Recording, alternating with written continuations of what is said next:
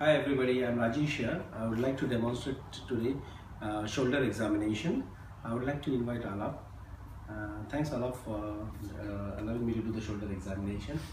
I would like to start my shoulder examination by doing the cervical spine examination, which can refer to the shoulder pain.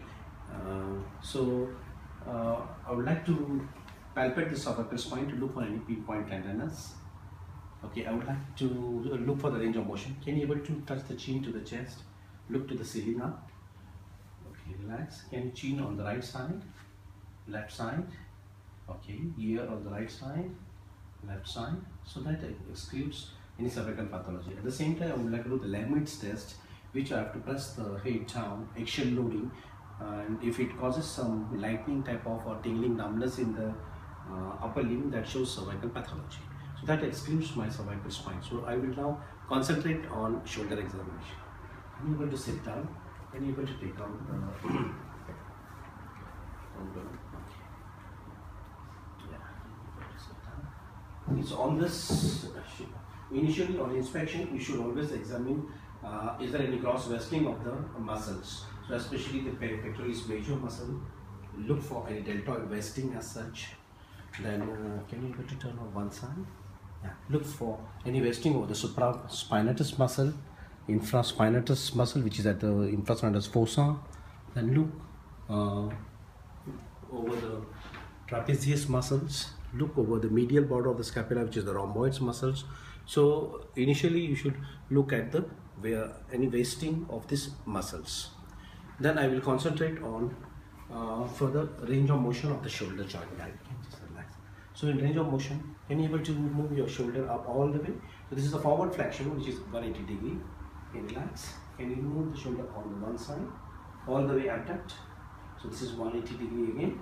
Then abduct your shoulders. So in this you can testing for the internal rotation. This is for your external rotation. Okay. So then secondly, you have to find out what is the exact range of motion occurring at the scapulothoracic area and at the ball and socket shoulder joint itself. So in this, I need to stabilize the scapula first. Okay, over here, and I would like to move the shoulder in flexion.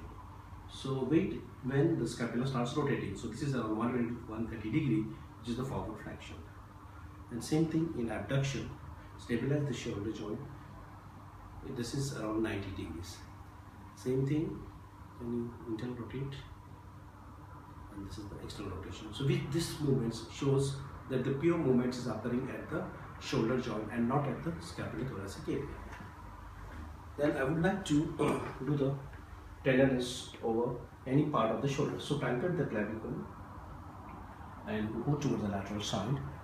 Palpate the spine of the scapula, and both the points where it reaches is the AC joints. So is there any pinpoint tenderness over the AC joint? If it is there, it shows there is a AC joint arthropathy or any pathology coming from that area. Then just below the AC joint, if you go bit distally, there is a coracoid process from where the short head of biceps originates. There is a bicipital groove. If there is a tenderness over that area, that indicates there is a biceps tendon pathology.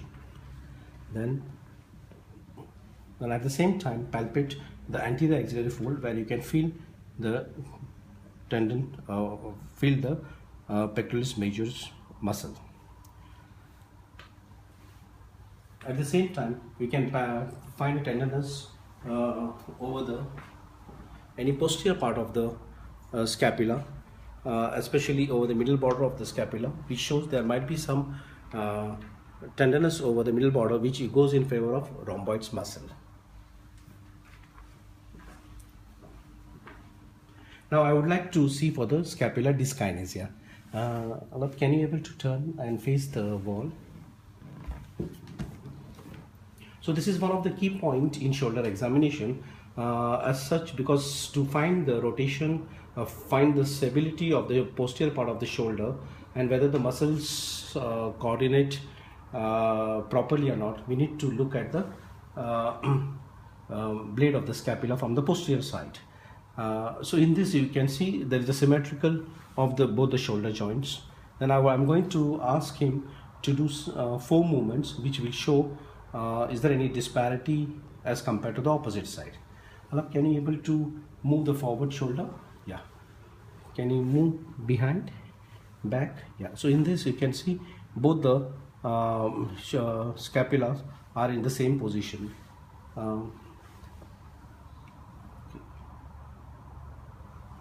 And front. All right. Okay. Now I'm going to see if there is any winging of the scapula present or not. Alok, can you able to stand and then try to push the wall? So in this, you are mainly testing for the serratus anterior muscle, where if there is any weakness, then that will cause a winging of the scapula. At the same time, you can give some resistance. Can you able to push and see if there is any winging of scapula or not? So obviously there is no winging of the scapula present. So now I will concentrate on. Can you able to face my side? I would like to concentrate on the few tests for the AC joint. So AC joint, as I mentioned you earlier, that you have to palpate the clavicle and go towards the lateral side. At the same time, palpate the spine and move towards the lateral side. These 2 points which makes is the AC joint.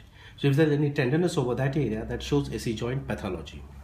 Secondly, if you try to push the arm bit inferiorly, then if you see if there is any sulcus over there, and if there is any AC joint subluxation, the clavicle will pop up anteriorly. Now I'm going to do some cross adduction test for the AC joint. So I ask him to do AD adduction and try to see if there is any pain over the AC joint or not. If it is painful, then it indicates again a AC joint tenderness. Second test, I'm going to do it for the rotator cuff muscles. Now the rotator cuff muscles are basically the 4 group of muscles which covers the shoulder joint and which gives the stability to the shoulder joint. The rotator cuff muscles which will be subscapularis, supraspinatus, infraspinatus and teres minor. So for the subscapularis, which is the internal rotator, can you able to do this thing? Can you able to push it inside? Yeah, so this is I'm testing is subscapularis. Sorry. So now I'm going to test the external rotators, which is the infraspinatus and teres minor. Can you able to push my hand outside? So this is I'm testing is teres minor and infraspinatus. Now if you do the test the internal rotator for the subscapularis, can you able to push it inside? You see the pectoralis major is also acting on it. So if I have to isolate the subscap, I can do abduction of the shoulder and try to press the belly. Can you press it down? Yeah. So in this I am testing his subscapular muscles purely. Now few tests to test the rotator cuff pathology is, first of all, I would like to do the empty can test, where you have to do a little bit abduction of the shoulder 15 degrees in the plane of the scapula, thumbs down, and I'm trying to resist him by pushing down. Okay, so can you be able to push it up? So if he gets a pain over there, that means there is some rotator cuff pathology. The second test I'm going to do is a knees test, where I need to stabilize the shoulder from behind and then do the forward flexion. Okay. So if this causes pain, that causes goes in favor of rotator cuff tendinitis. The third test, which is very commonly done, is a Hawkins test, where I will do abduction of the shoulder, internal rotation, and by doing internal rotation, the radial tuberosity comes under the acromion, and if there is a swelling of the rotator cuff tendon, anything which is pressed by the acromion, it will get a lot of pain. So this is called the Hawkins test. Okay. Now I'm going to do a couple of tests for the biceps tendon. So for the biceps tendon, if there is any tendinopathy or inflammation of the tendon, obviously there will be a tenderness over the bicipital groove. Secondly, the Yergesen test, which is commonly done for the biceps tendinitis, is to hold the elbow in flexion and then resist the palm. Ask the patient to supinate the palm, and you try to resist that particular. So can you able to turn the palm up, and if there is any pain, then you can feel the tautness of the bicep tendon over here, and there will be a lot of tenderness over here or pain over here if there is any tendinopathy. Second test we do for the bicep tendon is a Speed's test.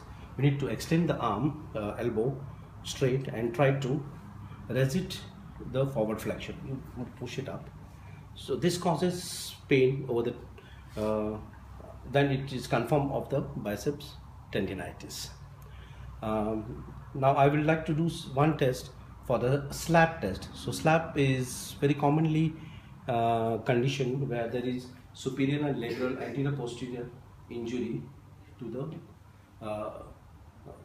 glenoid labrum. So in this test, the common test which we do is it's a O'Brien's test, where we adduct the shoulder and internally rotate and thumbs down. And if he gets a pain, can able to push it, and I try to resist forward flexion. If he gets a pain there, that indicates there's a SLAP tear.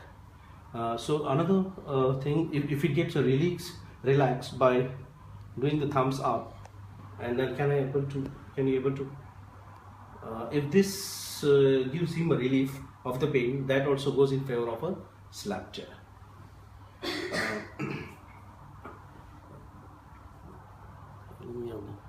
Okay, so this is SLAP tear, impingement test, rotator cuff I've covered. So lastly, I will concentrate on the instability of the shoulder. In this, I need to assess first of all whether he has a generalized joint laxity or not. So generalized joint laxity can be tested by looking at his MCP joints of the hands, whether there is a hyper dorsiflexion of the MCP joints or not. Secondly, I can test the thumb, whether he can able to touch to the forearm, mid forearm. That is another sign. Thirdly, I can able to ask him to extend the elbow and see if there is any hyperextension of the elbow or not. Okay, it's not there. Other few tests I can ask him to do is, can he able to stand straight and see if there is any knee is in a hyper extension or whether there is any recurvatum present or not. Lastly, I can able to ask him to whether he can able to touch the floor on bending. So some people, if he can able to touch the floor, that is also one of the sign of generalized joint laxity. Then on the side views, the another test we would like to see if there is any inferior instability is the sulcus sign. I need to push the upper arm or upper arm inferiorly to look for any sulcus present just inferior to the acromion. So this is the acromion part and this is the inferior part. Lastly, I would like to do the instability test, the load and shift tests by lying down supine. So can you able to lie down? Okay. You need to sleep on the edge of the table, resting the shoulder on the table, but let the hand, you need to hold the hand and let the whole shoulder and the upper arm be relaxed. So once it is relaxed totally, I would like to shift the humeral head anteriorly and posteriorly and look for any click or pop sound or any pain over there, which indicates there is some instability. At the same time, I would like to complete my examination by doing the apprehension test, where abduction, external rotation, which is a thrower's position, and I would like to see if there is any apprehension. If it is apprehension positive, that means there is a instability of the shoulder. Yeah. So this concludes my shoulder examination. Thank you.